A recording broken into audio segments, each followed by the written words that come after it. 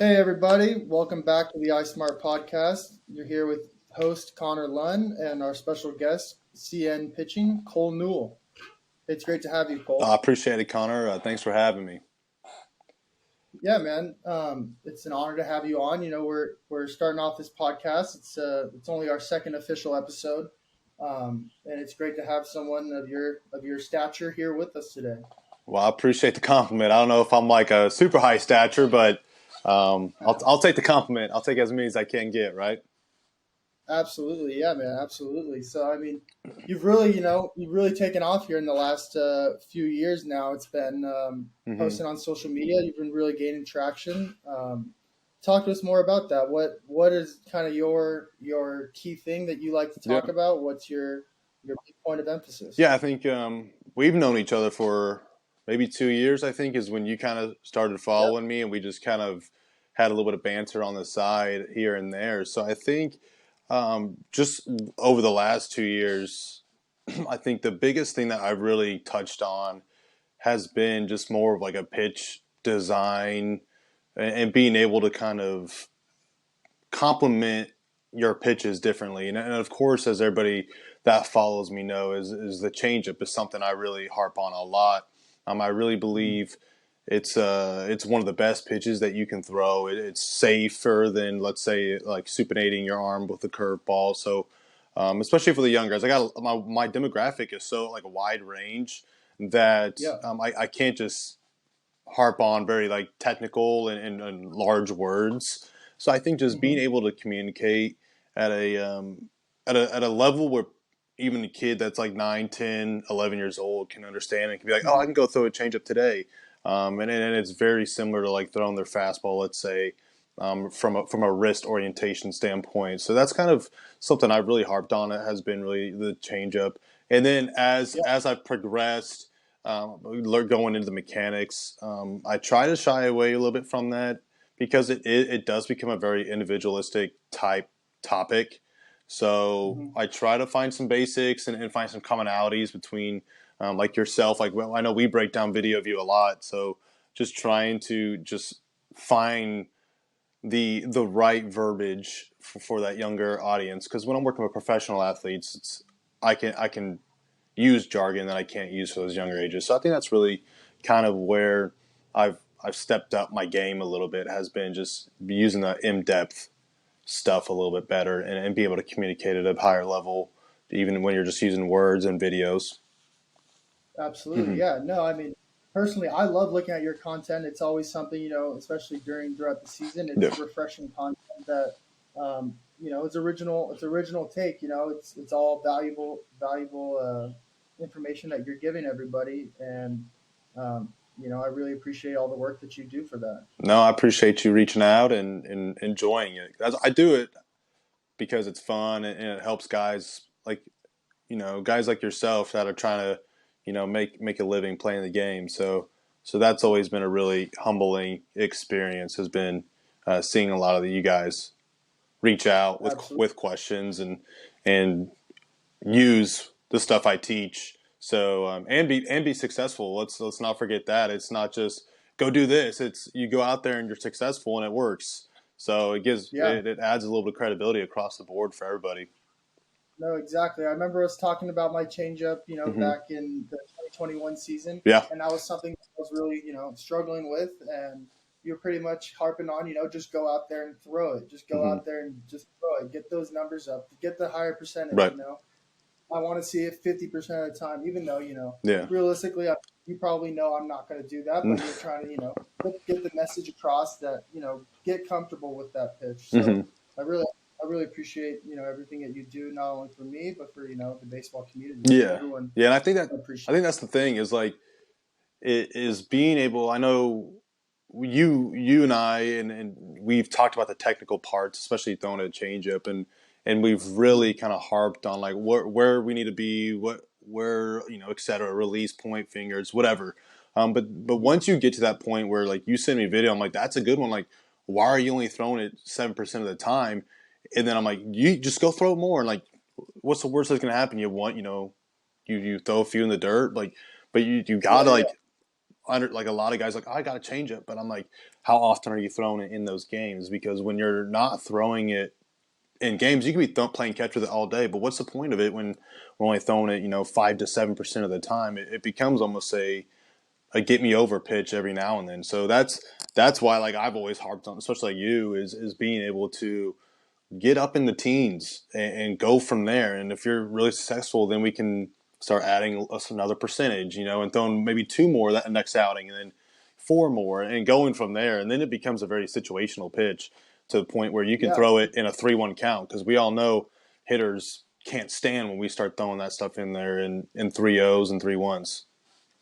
exactly. It becomes a pitch instead of Mm-hmm. a getting over pitch. It becomes a pitch where Yeah. the hitter not to really recognize it and take it into account versus it's just Mm-hmm. he might throw it once a game, and if he throws it once a game, it's not coming back. Exactly. I really do think that adds another depth, another layer to the game. It allows the players to really go through or allows pitchers to go through the order. 3 times. Maybe even go into that fourth time. It allows it. It keeps the hitters on edge. Yeah. So I really appreciate the fact of throwing a changeup. Consistently and not just as a show pitch. It Yeah. really adds a great dynamic for Yeah. sure. Because I know, to stay on the topic a little bit, if you're throwing, I know a lot of guys will throw fastball, breaking ball, and their whole life they've relied heavily, because they've always been a 90+ guy, college, whatever the case may be, that they think in the AAA level down to single A that you can be able to just attack hitters with the fastball, and in reality, you become a guy that just sits in the bullpen, and come in situations, because we've got to be able to, especially for starters, and I mean, you've got to be able to not show everything early. We Exactly. see a lot. You have to hold But stuff in your back pocket. we have a lot. There's a lot of guys that do show everything early, but their stuff is so good, and that's why they make a lot of money doing what they do. But their stuff is so good that they can get away with it, and there's less room for error. But guys that like don't have a consistent changeup and it stays flat, every Mm-hmm. third pitch, you're going to get yourself in trouble. So that's why I've always like harped on just being able to utilize multiple pitches. And if you want to master 2 and have one in your back pocket, that's fine. But it's going to be tough for you to get through the order once and twice. That third time, expect those numbers to inflate heavily. Oh, for Mm-hmm. sure. Absolutely. Absolutely. So, keeping on topic of Yeah. changeups, who in the game today are your favorite changeups, and kind of why are those players your favorite in the game today? Yeah, I think so. There's a lot of good changeups. We're really starting to kind of see a trend where the changeup's starting to become the the old days of like curveballs and sliders. We're seeing a lot of sliders now, but the changeup has become a pitch that everybody must have that wants to pitch at the next level. So we see guys like Sandy Alcantara. We see Trevor Richards, Devin Williams, of course, one of my dudes. Lance McCullers Jr.'s got a really good one. We talk about his changeup a lot. Basically, Oh yeah, anybody I'm posting, I like them. So it's yeah. I think they're some of the best. So you can even classify. An interesting one is Shane McClanahan has a really good changeup, but he throws his as a splitter and then rolls over the middle finger. So Yeah, yeah, yeah. it's not coming off like this. It's coming off here. So he kind of rolls over with that middle finger. That's Oh, something. fair. Yeah, yeah. So I've been really kind of digging at that a little bit. Just seeing. I mean, of course I'm going to stick with these 3 fingers, but at the end of the day, I mean, he throws it that way. He's got really good ones, so it's cool to watch him.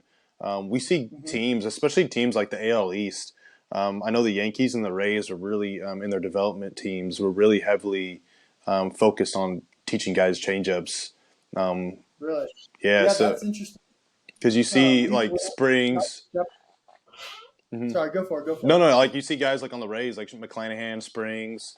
They all have really, really good changeups on their side, and then of course Wandy Peralta for the Yankees.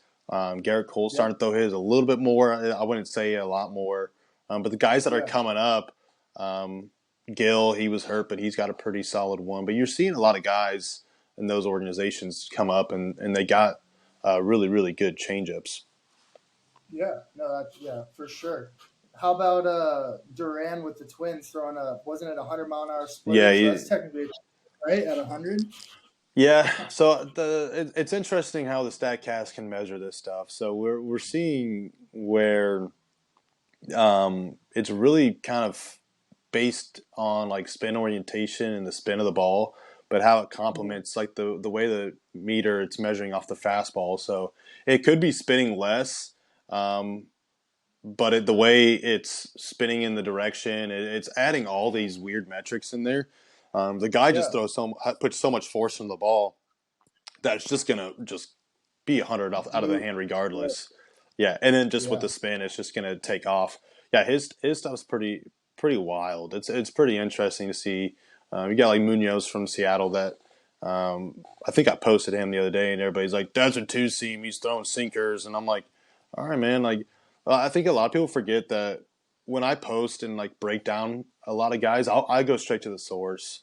So if one tells me it's a cutter and Statcast says it's a cutter, but it's kind of like moving like this much, I'm gonna call it a cutter. So, or a two seam or a sinker. So it's kind of funny to see how I kind of like the measurements. I don't think it's still like perfect quite yet in the technology, as you know more calibrations are coming and newer specs on like those systems. But yeah, absolutely. his stuff's Duran's. He's got really good stuff. Hopefully he can continue to battle and throw hard. If he could take five off of that splitter, I think it'd be pretty unhittable. When it becomes like 100 Oh, and 100, even though it's moving like what's a frisbee, yeah, it becomes kind of just like they almost can lay off of it every now and then.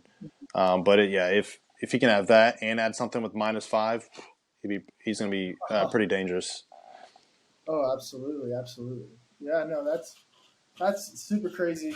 Um, but yeah, I was actually prepping for the podcast today, Mm-hmm. and I was kind of looking through some of your posts, and I was looking through one that kind of caught my eye, and it was you talking about Joe Musgrove, Mm-hmm. and talking about the front side extension and how you think that can produce a more efficient lower half. Yeah. Uh, what do you kind of mean by that? Do you Yeah. mean does that kind of allow the hips to properly rotate, or Mm-hmm. what do you kind of mean by that? Yeah, so with the front side extension, I've really kind of harped on that early on, and as those who have followed me for years, like you'll see, like my stuff evolves, and I think that's kind of what brings um, interesting stuff out in coaches. I don't just sit on one thing, and that's what I'm doing for 5 years. My Yeah. philosophy on the changeup has changed over time. It's Hmm. if you kind of reread it, it becomes kind of the same concept. I'm just rewording it in a different Yeah. way that kind of corresponds a little bit better with my brain and how others perceive it. But with the front side extension, early on, I always thought like a legit extension straight towards your catcher. Guys like Walker Mhm. Buehler, Dick Garrett Cole, they both kind of like go disconnection straight out towards towards home. What I'm Mhm. starting to see a lot more with guys are they disconnect, but then they extend, but it's kind of going towards if it's a right-handed pitcher, it's going more towards third base, and for a lefty, it'd be more towards first base. That's allowing Mhm. them to even for those guys from when I've spoken to those guys, or even just off my assumptions and seeing their old video and whatnot, they needed to stay closed a lot longer. So guys that are tending to fly open, when we fly Mhm. open with that front side, our legs have to go. Yeah. It's just with the anatomy and how tough it is. Like try to keep your belt facing third base as a righty and pull with that front shoulder. Unless you have Mhm. an amazing like thoracic extension or elasticity, it's going to be very tough Yeah. to move. So that's where that kind of like front Yeah. side extension came into play. Was we don't necessarily have to be like full extension guys like Zach Plesac. He thinks Mhm. extension, but Zach's kind of bit in the elbow. So Yeah. He's just yeah, pretty but he's short. thinking Yeah. he's thinking shoulder to elbow is like that's what he's thinking of extension. So he's like that I'm extending it, but in reality, like his elbow to He's his just not straight. He's just not straightening his forearm, but exactly he's extending exactly something else. Yeah. yeah. So that's that seems like a good a good cue for a lot of guys to really utilize and stay, even if they're here for a little bit longer. But it keeps our legs kind of engaged and in that hinge and riding the slide as we hear a lot. That's been a really helpful cue for a lot of guys not to pull. I'll tell you, a lot of kids that come in, especially younger kids, I would say, when I say younger kids, I'm thinking 12, 13, 14, getting ready to enter their high school years. Mhm. They've been taught that they got to go here, here. So they're like pulling Just straight to the yeah, armpit. They perceive that as like as a velocity booster. When as we've seen a lot more data come out and a lot more technology, and we can slow things down, speed things up. We know that that's not the case. If I just like stand up tall and just step and then really try to force with my shoulders, it's not nothing's going to happen.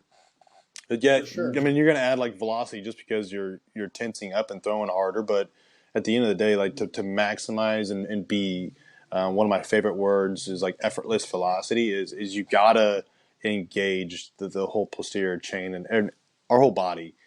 Pitching is not it's Exactly. not just an arm thing. So that's where the front side extension came into play. It's just a simple cue. Everybody does it a little bit differently. DeGrom, Mhm. he's more towards third base.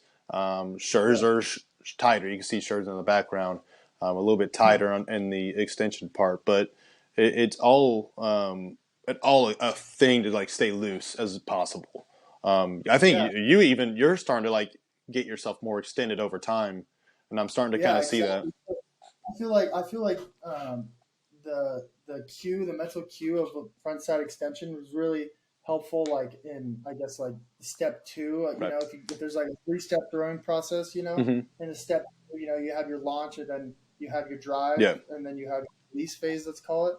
I feel like it's really helpful, in that drive phase to really, keep the sequencing of that drive phase in the right timing, Mm-hmm. because a lot of the times, and I've fallen victim to it a lot myself, is you rip open that front shoulder, and that's supposed to be the last thing that goes. Yeah. It's supposed to be hips rotating, and Then then your upper back, and then your shoulder, and then your arm.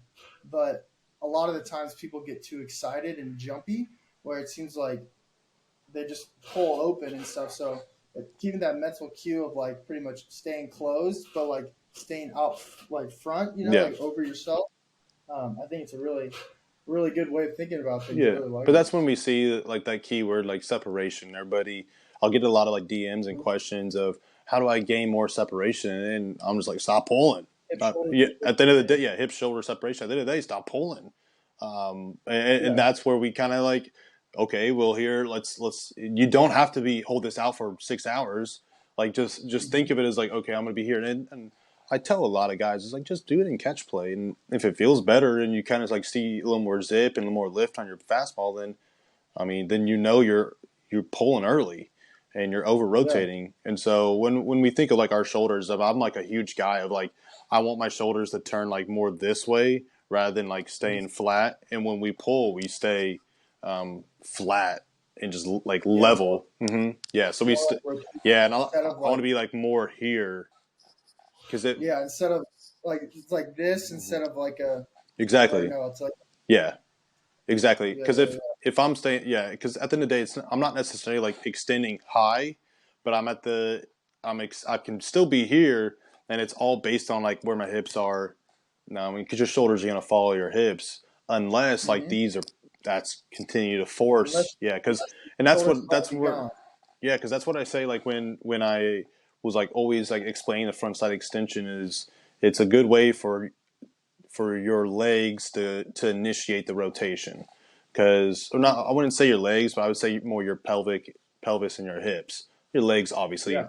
are the most important part, but that's always been a really helpful cue for a lot of guys, and a lot of guys like light bulb will pop up and like, oh, I was always thought I should just really force that into my armpit. In reality, is if I can be here and then my chest comes to my glove, then I know I'm in a pretty good spot. Because Yeah. at the end of the day, once that release, and if you can maintain your glove position like in an L, not everybody is the same, but I just like it's the easiest way Yeah. to illustrate it. If I can maintain an Yeah. L as I'm following through, I know I'm not like continuing to rotate.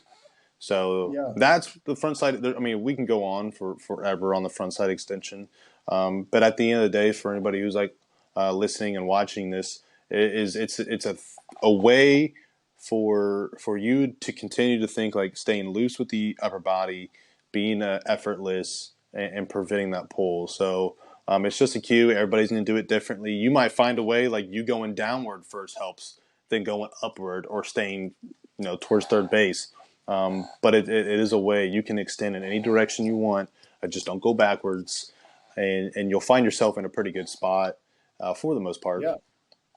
Awesome. Mm-hmm. No, yeah, that's awesome. That's awesome insight, and Yeah. everyone who's watching, they thank you. That's awesome. We really appreciate it. Mm-hmm. Uh, just a couple more questions Yeah. here. So as like an online, social media kind of guy, what are kind of some opportunities in that space? That when it comes to baseball development, that's kind of missing. What are that what are some opportunities missing in the world of And baseball? missing in the world of baseball. So I think there needs to be more discussion. I think we're seeing a lot of one way highways where guys are my way is the best way, and I've never been one. I consider myself like a changeup, guru in a way. So that's something that kind of I'll continue to fight for is like not necessarily how to throw it, but we should throw one. But Yeah, when it comes to like the discussion of across the board of anything, whether it's mechanics, pitch sequencing, um, it could be really anything, whether it's hitting, anything in the baseball development world.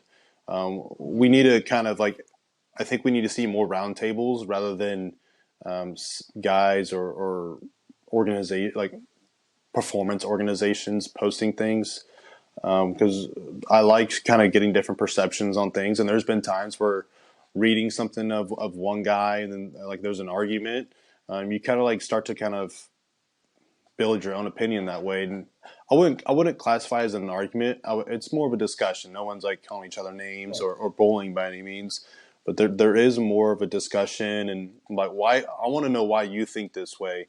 And you and I yeah, have talked multiple times, and I think the biggest thing is like, okay, why'd you throw that here? Or as a hitter, what are you thinking in an 0-2 count? Or you think he's going to go in the dirt? Like, and just seeing why guys think that, because a lot of times it's been earlier in their career of like being taught this way.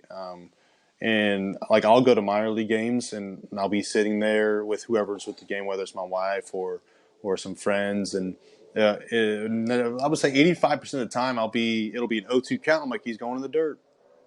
Or if I can see, let's say strike two was a high fastball, he's going to go breaking ball in the dirt, and it becomes like a tendency of I try. I got some things I'm working on where those tendencies you don't want to use those patterns over and over. So yeah, just kind of finding your strengths as a pitcher. But then in the social media world, I tried Twitter for I think like 2 days, and I lasted like two posts. So I kind of just live on IG to be honest. Um, I would I like the discussion, um, but there's so much good content out there that at the same time, a lot of the stuff that I wish I had as a player in college was what I see now. There's so many great coaches out there.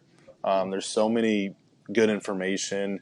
I feel like I have a curveball now. I feel like I would have had a good curveball in college and probably would have thrown a lot more if I knew what I was doing. I could never figure it out, and then as I've gotten older and stronger, I think that might have helped. But yeah, at the end of the day, it's there's a lot of good content, but if we could have like more discussions, we're starting to see more of the collab posts, especially on IG. I got a few guys I'm working with, um, but they agree with me, so it's kind of like I need to find like some guys that are like you're an idiot and go from there, no, and for prove sure, why and see kind of what their thoughts are. But more discussion, and I would say there's a few like social media people that like have blown up, and it's because they do their own thing. So I try not to like. You'll never see me post. It's like, what do you guys want to see next?